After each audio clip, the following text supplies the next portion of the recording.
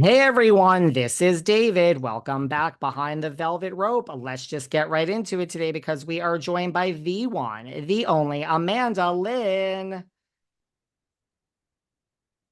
Hi, What is going on? You're coming to us today through your closet. You're like in your closet today. I'm in my closet. It's not a bad place to be. It's not a bad place to be. Well, listen, you are one of the women, or if not the women, who's at the center of a lot of drama this season on Selling Sunset. But before we talk about the season and all of that, let's talk about you for a minute. Let's get to know you. You are a real estate professional. You're at Nest Seekers, right? Yes, Nest Seekers International. And you're not just in LA, right? Like you do Dubai and Italy and other locations too. Yes, I'm an international agent. Right now, I have listings in Dubai, Mykonos, and Italy, as well as Cabo San Lucas with Vari that's coming out. It's under construction. Wow. Mhm. I split my time between New York and LA. So what is the state of the market in LA these days? Like, is it a buyer's market? Is it a seller's market? Like, what is it? Well, we still really have low inventory, and we've had a lot of different issues in California because last year they put Measure ULA into effect, which is the wealth tax and all of those things. So that has slowed things down. With that being said, also there's a lot of vacant commercial space. So one of the things that I think we're going to be seeing in the future is people converting or trying to convert those commercial spaces into either a condos or apartments or things like that that people can live in because we are facing such a shortage still. Wow. And is that easy to do in LA? Like, it would not be easy in New York.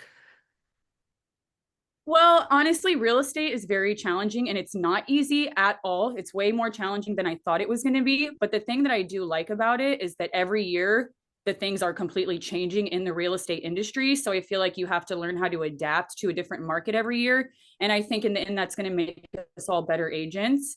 And I feel like I've actually learned a lot already in the 3 years I've been doing it from the changes that have happened because I started during COVID times, which was a whole other animal compared to like what a healthy, stable market is. Wow.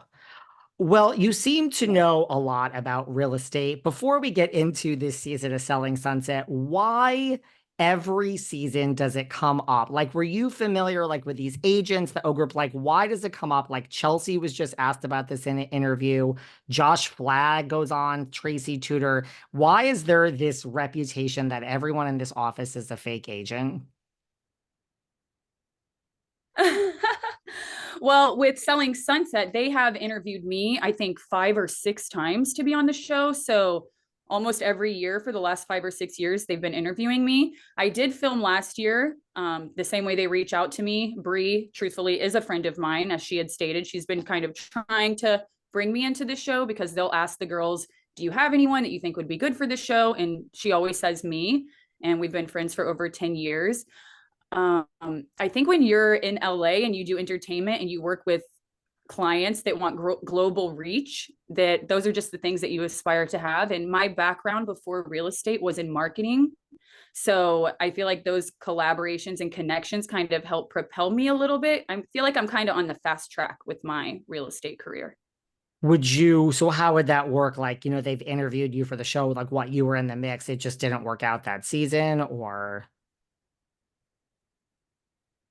No, every time I've been interviewed, it's been great. I think timing is very important. When I started real estate, I joined the agency and Mauricio Umansky brought me on himself. And before I even had my license, they were planning buying Beverly Hills. And he knew my marketing background. So he did talk to me about that before I was even licensed because I had planned to go there because I went directly to him. I like to go directly to the boss when I'm doing things. I'm not intimidated by them by any means. I want to go directly to like the most powerful person and see how I can build my relationship. But I always plan to do TV. I guess I film a lot of things anyways with my background in modeling and marketing.